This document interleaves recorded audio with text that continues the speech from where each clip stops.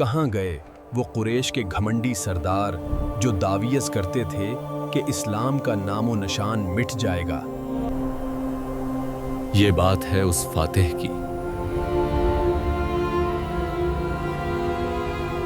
یہ قصہ ہے 8 ہجری کا۔ یہ وہ دن تھا جب عرب کے جزیرہ نما کی تاریخ ہمیشہ کے لیے بدلنے والی تھی۔ یہ داستان ہے اس عظیم فتح کی جس نے تلوار چلائے بغیر لوگوں کے دل جیت لیے۔ یہ کہانی ہے سورت نصر کی۔ اذا جاء نصر اللہ والفتح۔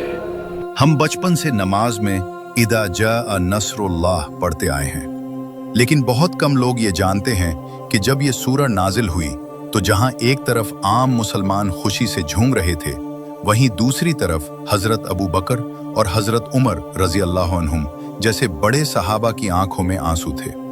وہ سمجھ گئے تھے کہ یہ سورہ صرف فتح کی خوشخبری نہیں بلکہ محبوب خدا کی دنیا سے رخصتی کا پیغام بھی ہے۔ جیت ہوئی ہے، پھر رونا کیوں؟ یہ سورہ رسول اللہ کی وفات کی خبر ہے۔ آخر اس سورہ کے نازل ہونے کے پیچھے کیا راز تھا اور اسے الادائی سورہ کیوں کہا جاتا ہے؟ آئیے دیکھتے ہیں۔ یہ وہ وقت تھا جب صلح حدیبہ کا معاہدہ ٹوٹ چکا تھا۔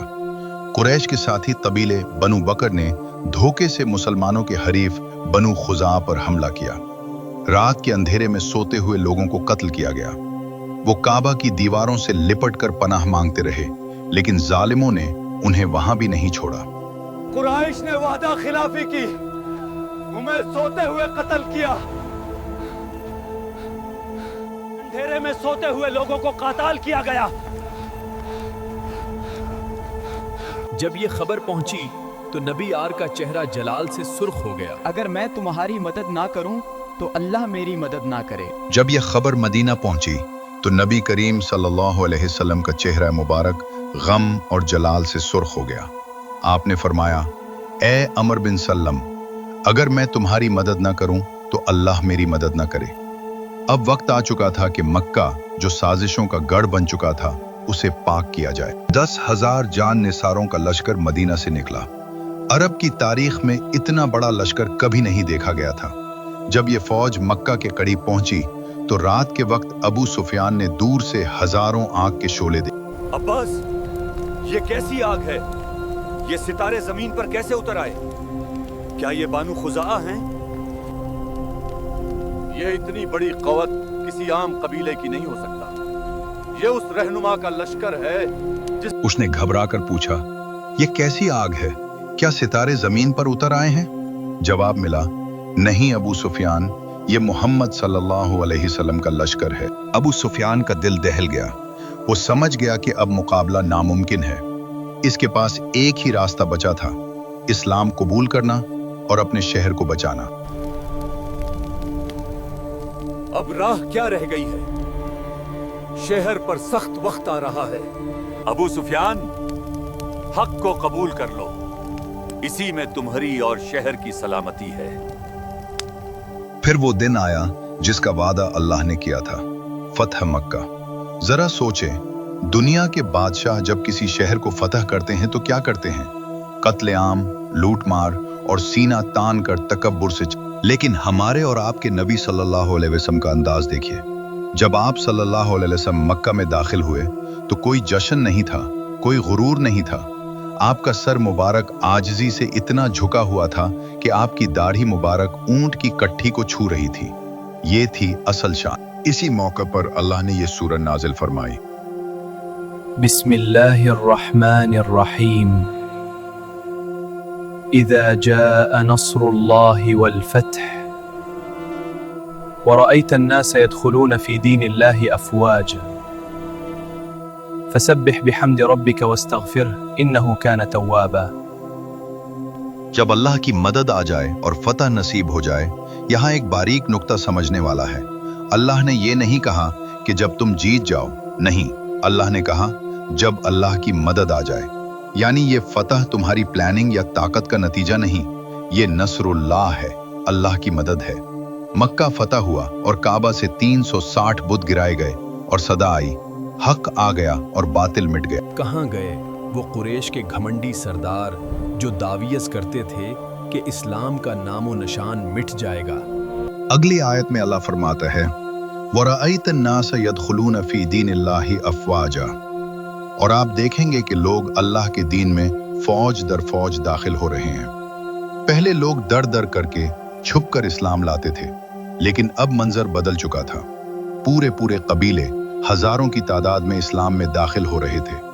मिशन मुकम्मल हो चुका था। यही वो नुक्ता है जहां कुछ सहाबा के दिलों में खौफ पैदा हुआ। एक बार हजरत उमर रजी अल्लाह अन्हु ने बड़े बुजुर्ग सहाबा के साथ नौजवान अब्दुल्ला बिन अब्बास को बिठाया। कुछ लोगों ने एतराज किया कि ये बच्चा हमारे बराबर क्यों बैठा है। ये बच्चा हमारे बराबर क्यों बैठा है? बताओ, इज़ा जवा नस्रुल्लाह का क्या मतलब है? इसका मतलब है जब फतह मिले तो अल्लाह का शुक्र करो। नहीं, इसमें रसूलुल्लाह की वफात की खबर दी गई है। जब मिशन पूरा हो गया तो अब वापसी का वक्त है। मैं भी वही जानता हूं जो तुम जानते हो। देखिए अल्लाह का निजाम कितना अलग है। आज हमें चश्मूटी सी कामयाबी मिलती है, कोई प्रमोशन, नया घर या नई गाड़ी, तो हम क्या करते हैं? पार्टी करते हैं, ढोल बजाते हैं और लोगों को नीचा दिखाते हैं। देखा, मैंने कर दिखाया, मेरे अलावा कोई नहीं कर सकता था। देखा, मैंने कर दिखाया, मेरे अलावा कोई नहीं कर सकता था। फसब्बिह बिहम्दि रब्बिका वस्तगफिर इन्नहु कान तव्वाबा। लेकिन अल्लाह अपने प्यारे नबी सल्लल्लाहु अलैहि वसल्लम को इतनी बड़ी फतह पर क्या हुक्म दे रहा है? फसब्बिह बिहम्दि रब्बिका वस्तगफिर। अपने रब की पाकी बयान करो हम्द के साथ और उससे माफी मांगो। सुभान अल्लाह, फतह के बाद माफी क्यों? क्योंकि कामयाबी के बाद इंसान के अंदर मैं, ईगो आ सकती है। अल्लाह सिखा रहा है कि जब उरूज मिले तो उड़ना नहीं है, बल्कि जमीन पर गिरकर सजदा करना है। इस सूरह के बाद नबी सल्लल्लाहु अलैहि वसल्लम ने अपनी नमाजों में इस्तिग़फ़ार बहुत बढ़ाया था। तो दोस्तों, 1400 साल पहले नाजिल होने वाली ये छोटी सी सूरह आज हमें कामयाबी का नज़्म सिखाती है। आज के बाद जब भी आपको जिंदगी में कोई फतह मिले, जब डिग्री मुकम्मल हो, कारोबार में मुनाफा हो या किसी बहस में जीत जाएं, तो गुरूर मत करना। याद रखें, वो फतह आपकी मेहनत से नहीं, नस्रुल्लाह, अल्लाह की मदद से मिली है। अगर वो मदद न करता तो आप वही होते जहां कल थे। क्या आपने सूरह नसर पढ़ी है? इसी ने तुम्हें कामयाबी दी है। आज तुमसे कह रहा, ये सब इसी की दी हुई है। ये वीडियो बनाने का, इतनी तहकीक करने का मकसद सिर्फ व्यूज लेना नहीं है। मकसद ये है कि जब अगली बार आप नमाज में सूरत नसर पढ़ें तो आपकी आंखों के सामने वो 10,000 सहाबा का मंजर हो और दिल में वही आजिज़ी हो। याद रखें, हमें सिर्फ फतह का पीछा नहीं करना, हमें अल्लाह की मदद का पीछा करना है। जब वो आ जाएगी तो फतह खुद कदमों में होगी। जज़ाकुमुल्लाह खैर। अस्सलाम वालेकुम।